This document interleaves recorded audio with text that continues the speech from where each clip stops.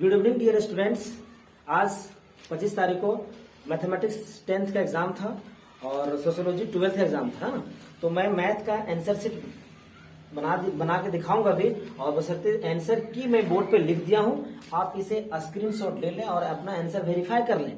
लेकिन most of the जो YouTube में वीडियो लोड होते हैं उसमें बाकायदा यही रहता है कि सीधा आंसर की इसका आंसर ये, इसका आंसर ये, इसका आंसर ये, ऐसे करके किया जाता है। तो मैं एक्चुअली मैथमेटिक्स से सीधा बोलने से काम चलेगा नहीं, सॉल्यूशन तो करना ही पड़ेगा। तो इसका सॉल्यूशन मैं करके आपको मैं दिखाऊंगा बोर्ड पे, है ना। तब तक मैं आंसर सबका सॉल्यूशन करके मैं बोर्ड पर लिख दिया हूँ। आप इसका एक क्विक स्क्रीनशॉट ले लें। इसके बाद हर एक क्वेश्चन का सॉल्यूशन मैं आपको करके दिखाऊंगा विद इन टाइम, है ना। तो आप एक स्क्रीनशॉट लेंगे फटाक से इसको और वेरीफाई कर लेंगे स्क्रीनशॉट लेकर के, ठीक है। इसके बाद मैं क्या करके आता हूँ इस क्वेश्चन की, और स्क्रीनशॉट लीजिए तब तक आपने। उम्मीद है स्क्रीनशॉट ले लिए होंगे। आइए हम क्वेश्चन की ओर सॉल्यूशन करके देखते हैं, ठीक है।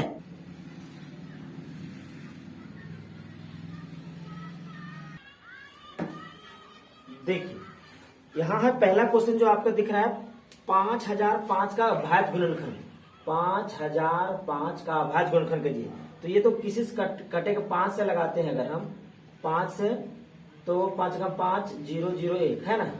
अब ये डिविजन लिख रहा है नहीं, कितना से लगेगा, 7 से लगा देखते हैं।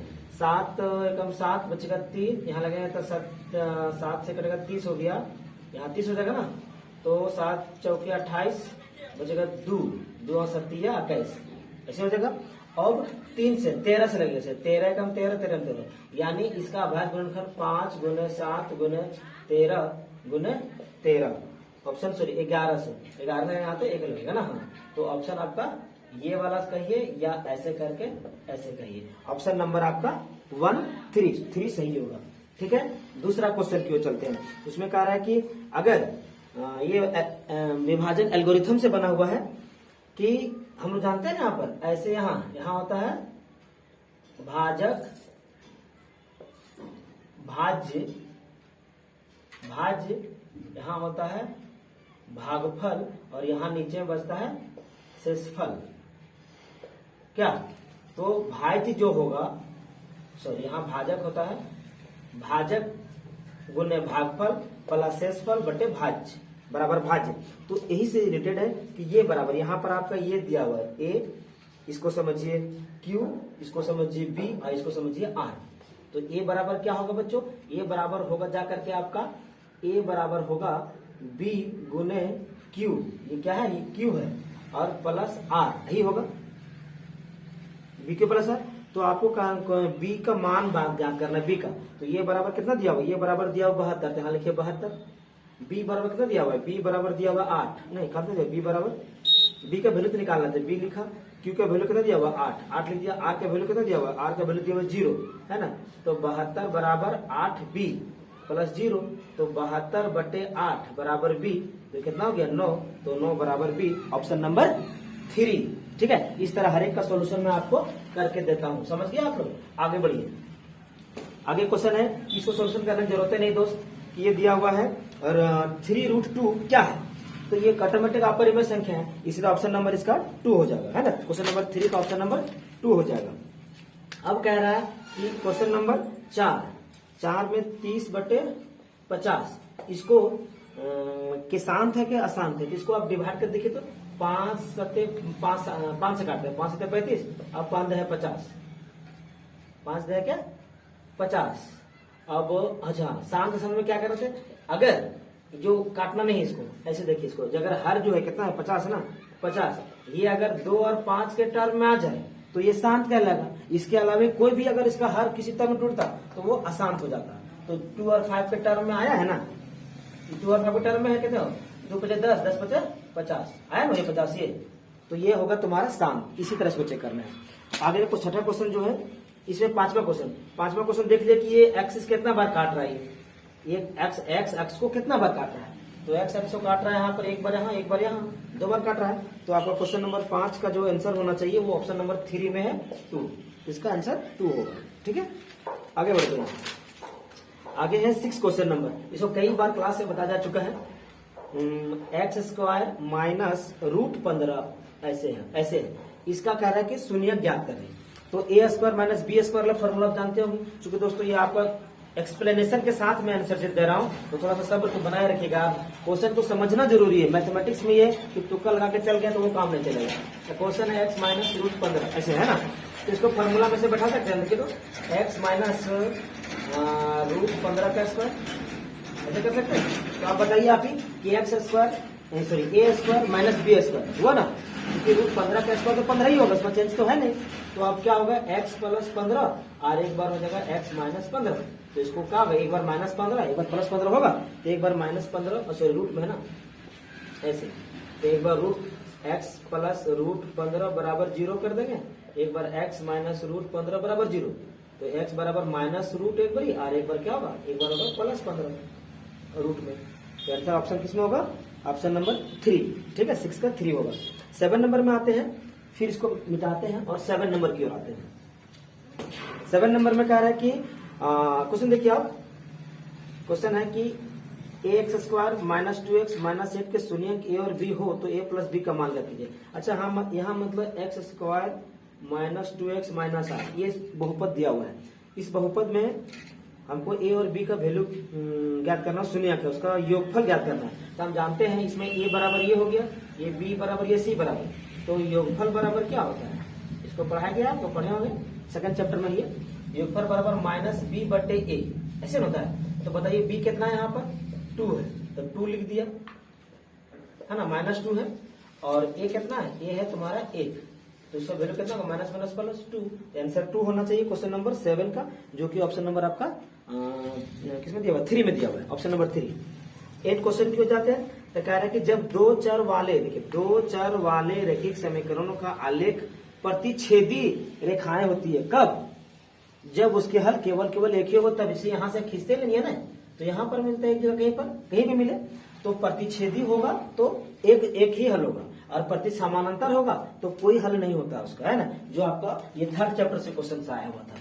आगे बढ़ते हैं क्वेश्चन नंबर 9 की ओर। हाँ, उसी से रिलेटेड है, वही जगह 3rd चैप्टर से ही है कि A1 बाय A2 बराबर B1 बाय B2 बराबर C1 बाय C2 यदि होता है तो इसका अनेक हल होगा। कुछ भी हो सकता है, मेरा आंसर कुछ आएगा, किसी का आंसर कुछ, किसी का आंसर कुछ भी आ सकता है कोई स्टूडेंट का। तो जब ऐसा कंडीशन हो दोनों समीकरण में, है ना, A1 by A2 B1 by B2 बराबर C1 बाई C2, तो इसका अनेक हल होते हैं। ठीक है, इस तरह से 3-4 क्वेश्चन इस चैप्टर से आया, वहीं से इसका ऑप्शन नंबर होगा 9 के लिए ऑप्शन नंबर 3 हो जाएगा, करेक्ट आंसर है।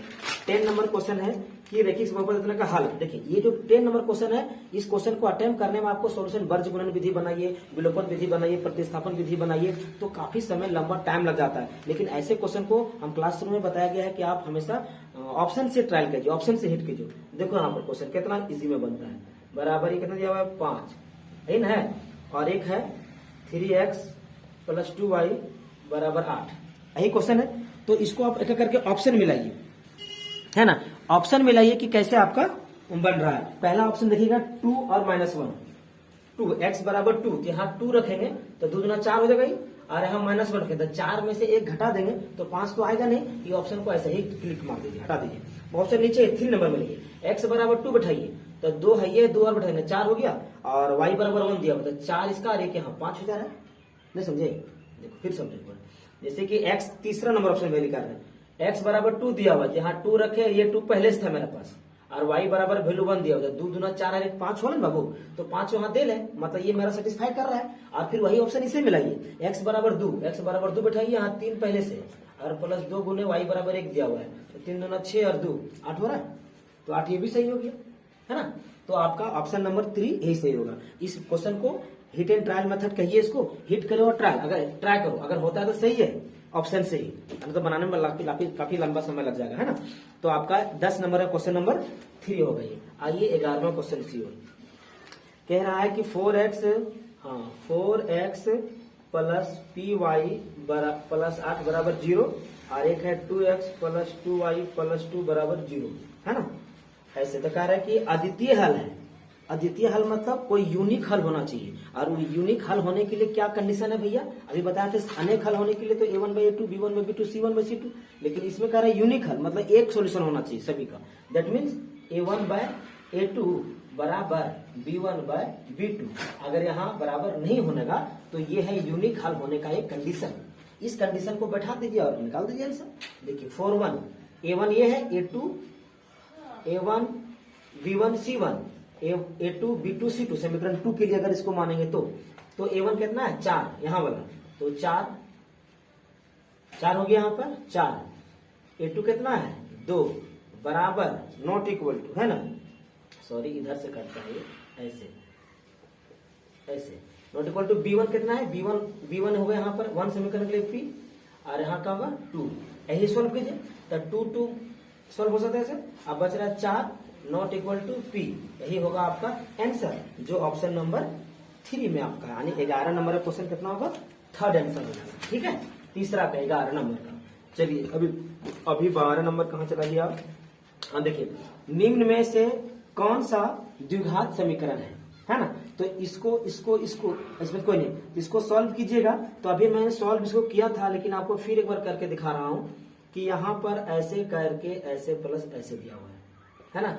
देखिए पहले से ट्राई करते सॉल्व करें इसको, a प्लस बी का whole square A² plus 2ab plus B² और 2 गुने x प्लस 2 3 जा 6, ये वाला ऐसे गुना हुआ जी, x² plus 2x minus 2x plus 1 minus 6 बराबर 0, इसे दोनों इधर आ गया, x² ये दोनों खत्म हो गया, माइनस 5 बराबर 0, ये द्विघात में आ गया ना है।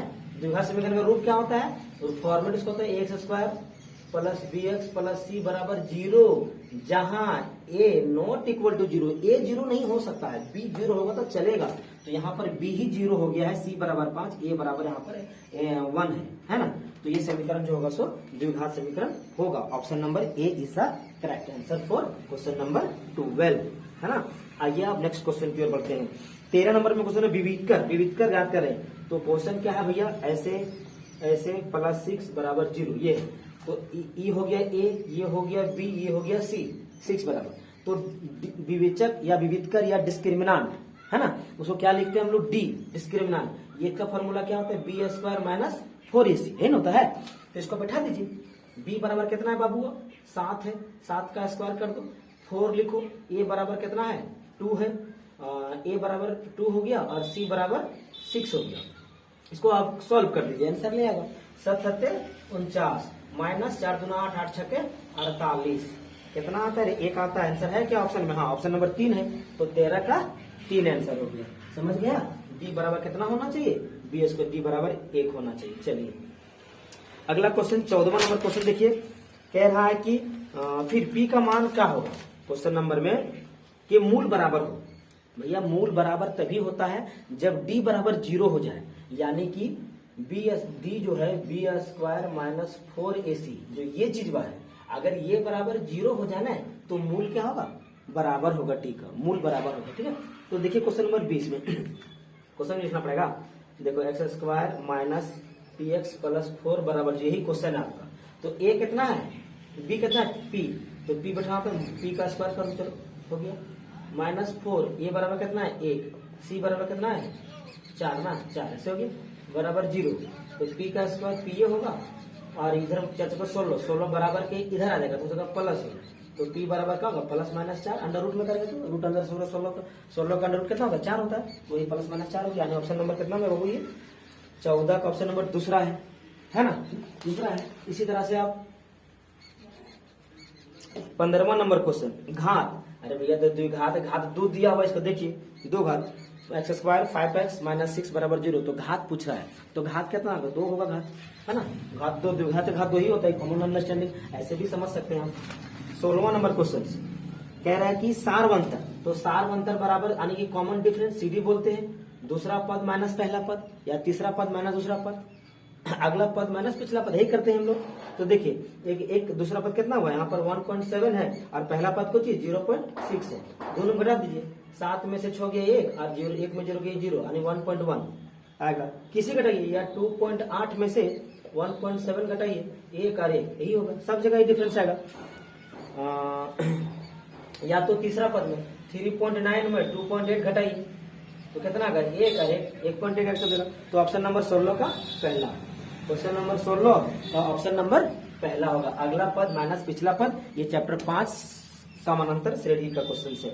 ये भी देखिए 17वां क्वेश्चन में एकदम लॉलीपॉप क्वेश्चन आया हुआ था। 10 7 का 30वां पद ज्ञात करना है। 30वां पद, तो 30वां पद बाबू क्या निकलता है? 30वां पद जो पद निकालना पड़ेगा, तो ये प्लस 29D, ये प्लस 29D बराबर 30वां पद होता है क्या? 30वां पद बराबर क्या होगा? ए प्लस 29D। तो यहाँ क्वेश्चन देखिए, ए में कौन होगा? लिखा हुआ है 10 7 4, ऐसे लिखा हुआ है। तो पहला पद ये तो A1 A2 A3 करते हैं समांतर श्रेणी में, तो हमको निकालना डी कितना निकलेगा? डी देखिए, अगला पद माइनस पिछला पद, तो 7 में से 10 घटा दीजिए, तो पहले तो डी निकालना पड़ेगा।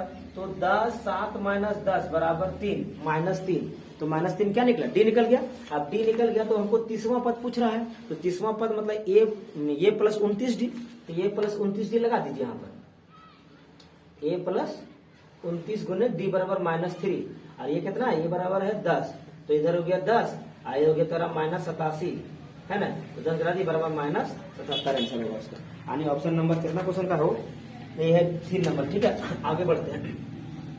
18वां क्वेश्चन, 18वां क्वेश्चन है कि फिर 10 पदों का योग, 10 पदों का योग, तो योग बराबर क्या होता है? 2n/2 2a plus n-1 into D, है ना, यही है सम ऑफ n टर्म SN। तो यहाँ पर n बराबर 10 दिया हुआ था, 10/2 2, ये बराबर कितना दिया हुआ बाबू? ये बराबर दिया हुआ है 2, और ये होगा 10 - 1 बराबर 9, 9 गुने डी, डी कितना है बाबू इसका? 7 में से 2 घटा दीजिए, 7 में 5, 5 हो गया, 9 × 5 = 45, और ये 4 ऐसे, और यहाँ हो गया काट देंगे तो 5, तो 5 गुने 49, 5 9 45 के 5 हाथ में 4, 4 × 5 = 20 और 4 24, 245 नंबर आंसर। कितना नंबर में है ये? 3 नंबर में। तो 18 का क्या होगा? 3 ऑप्शन होगा। 19 नंबर, सभी वर्ग क्या होते हैं? सभी वर्ग होते हैं बाबू समरूप होते हैं कि सर्वांगसम? तो सभी वर्ग समरूप होते हैं, क्योंकि सभी वर्ग तो बराबर नहीं हो सकता है। जैसे अभी देखिए ये बोर्ड है, फिर ये सारा तो वर्ग होते हैं, सबका साइज अलग अलग भी हो सकते हैं, लेकिन समरूप होते हैं, सर्वांगसम नहीं होते हैं। उसका 19 का आंसर यही होगा। अब फिर देखिए इसको, ये वाला, ये 6 चैप्टर से क्वेश्चन है।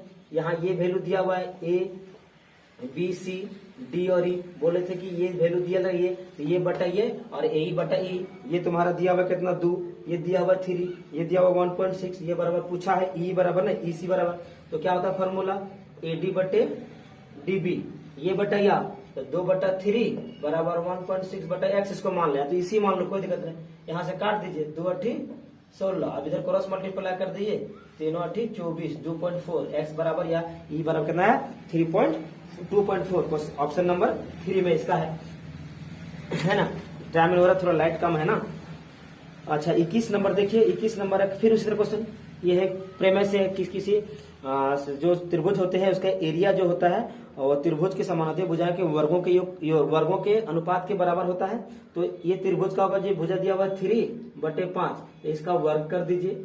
एक त्रिभुज का एरिया और इस त्रिभुज का एरिया जो होगा सो उनके संगत भुजाओं के वर्गों के अनुपात के बराबर होता है। तो 3/9 यानी कि 9/25, 9/25 ऑप्शन नंबर 21 में।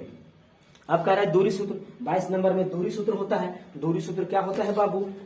x दूरी सूत्र निकालना है तो x2 - x1 का whole square plus y2 - y1 का होल स्क्वायर अंडर रूट, यही दूरी सूत्र है ना। तो देखिए एक में 0 0 दिया हुआ है, ये P बिंदु का 0 0 है, Q बिंदु का दिया हुआ है, तो खाली Q बिंदु लिखते हैं ना, -3 0 इसका स्क्वायर कर दो प्लस -4 है, -4 - 0 इसका स्क्वायर कर दो, अंडर रूट कर दो। 3 का स्क्वायर 9, 4 का square 16, under root 25, under root बराबर 5, ये तो है। तो 5 इकाई यूनिट आंसर होगा 22 नंबर का। चौथा नंबर क्वेश्चन, चौथा ऑप्शन सही हो जाएगा बाबू। अगला क्वेश्चन जो है 23 नंबर है। इसमें भी रेखाखंड का मध्य बिंदु एक है 1 और 2 और एक है 3 और 4, है ना, 3 और 4। अगर ये दोनों का मध्य बिंदु निकालना तो A1 + A2/2 और B2 A1 + A2/2 और B1 + B2/2, यानी 1 + 3/2 कीजिए और 2 + 4/2 कीजिए, है ना। ऐसे ये 4/2 मतलब 2, ये हो गया 6/2 मतलब 3, यानी 2 और 3 ऑप्शन कितना में? ऑप्शन नंबर 2 में। तो 2 में कर दीजिए इसको, ठीक है। आगे है आगे मिलाइए। कोस 25 यदि कोस 3/5 हो, कोस ए बराबर 3/5, तो सेक बराबर क्या होगा? सेक नहीं, कोसेक बराबर क्या होगा? कोसेक बराबर, तो देखिए कोस दिया हुआ है यदि, है ना, कोस दिया हुआ है 3/5 दिया हुआ, मतलब कोस्ट के बराबर क्या होता है? आधार बटा कर्ण होता है ना। आधार और कर्ण दिया हुआ था, लंब नहीं दिया हुआ है, तो लंब निकालिए। तो भैया लंब निकालिएगा, इसका तो 25 में से 3 घटा दीजिए। 25 में 9 घटाइए 16, 16 का लंब कितना निकल गया तेरा? 4 निकल गया। तो हमको कोसेक, कोसेक बराबर क्या होता है? आधार बटा कर्ण। तो आधार कौन है इसमें? 3। कोसेक बराबर क्या होता है? आधार बटा कर्ण नहीं, लंब बटा का कर्ण बटा लंब होता है। क्या होता है? कर्ण बटा लंब। तो कर्ण कितना निकला? 4, और लंब कितना है? सॉरी, कर्ण तो 5 है, ये है, और लंब कितना निकला? 4। तो 5/4 ऑप्शन किसमें है? 25 का। अच्छा, ऑप्शन नंबर 2 में है ना। ऑप्शन, अरे यार रखने से साला ऐसा हो गया।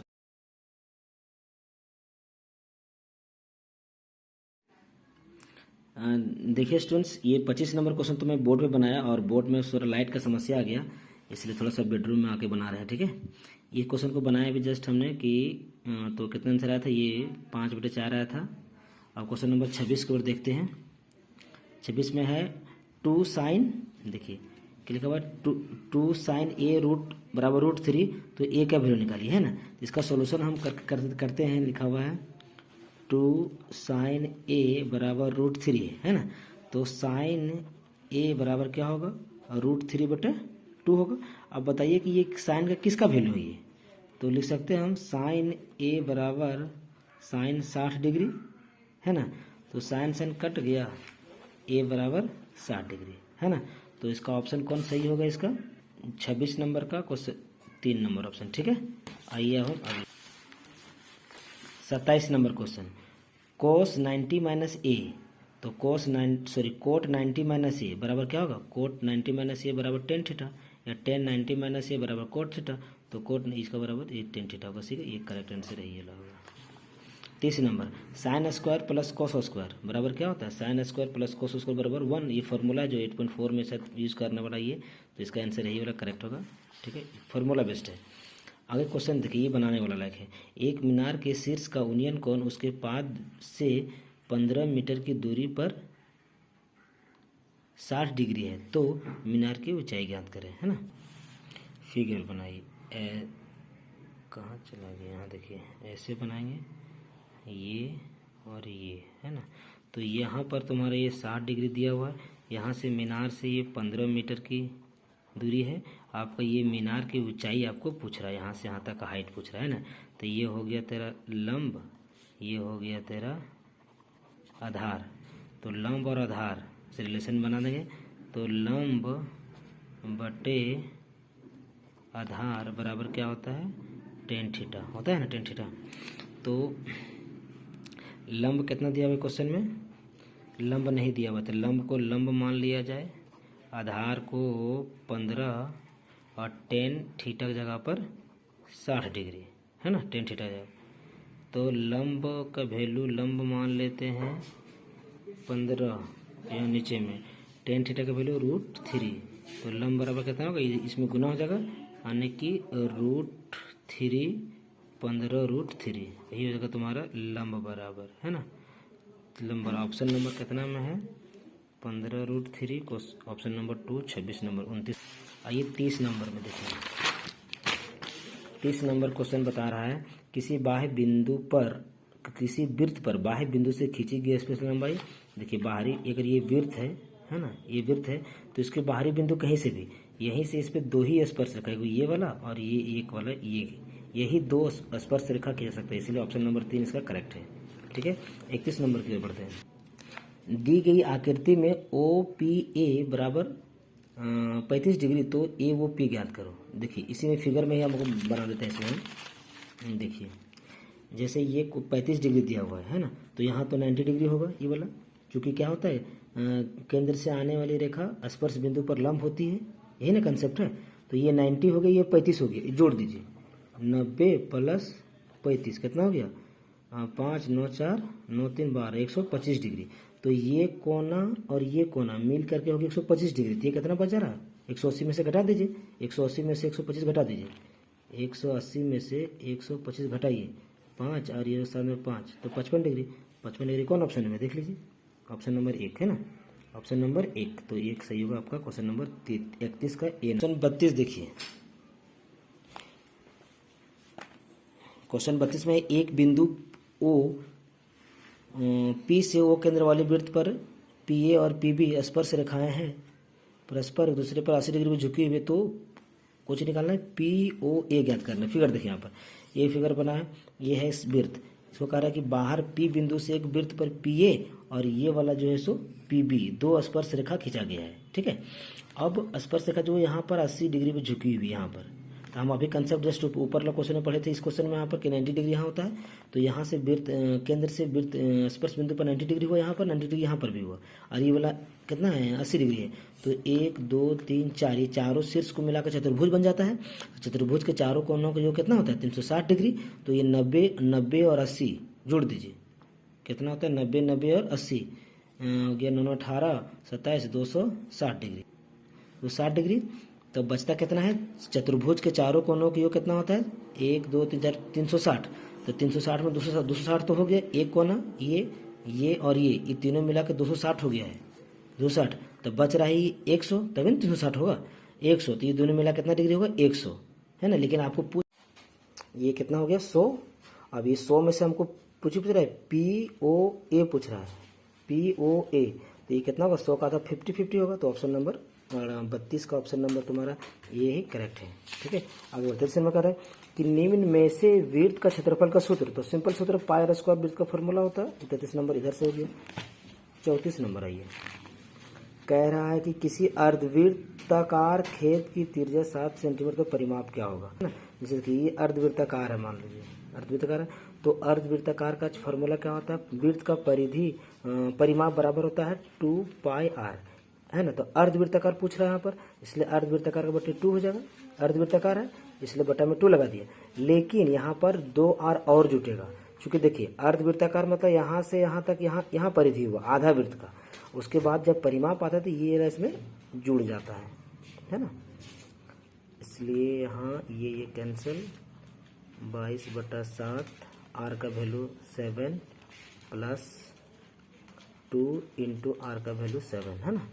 ये 7 7 कैंसिल, 22 प्लस 7 दूना 14। तो 22 14 जोड़ने कितना होता है 4 2 6 36। ये आंसर आपका करेक्ट होगा।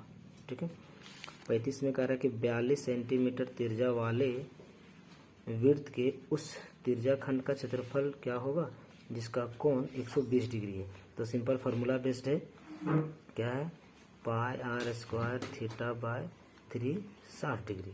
पाई का वैल्यू 22/7 बैठाइए, आर का वैल्यू आपका 42 बैठाइए और थीटा का वैल्यू 120 डिग्री बैठाइए, बटे 360 कीजिए, सॉल्व कीजिए। अभी इसको सॉल्व किए तो कितना आंसर आता है 1848 है ना, 1848। इसी फॉर्मूला बेस्ट करना है। पाई का वैल्यू 22/7, आर का वैल्यू 42 सेंटीमीटर देख दिया हुआ और थीटा की जगह पे क्या लगे ये त्रिज्या खंड का फॉर्मूला है ना। इसको सॉल्व करते हैं तो आपका ऑप्शन नंबर 2 जो है आपका 1848 ये आपका सही हो जाता है। 36 नंबर, घनाभ के कोरों की लंबाई 3 4 और 12 है तो घनाभ का विकर्ण पूछ रहा है। तो विकर्ण का फॉर्मूला क्या होता है अंडर रूट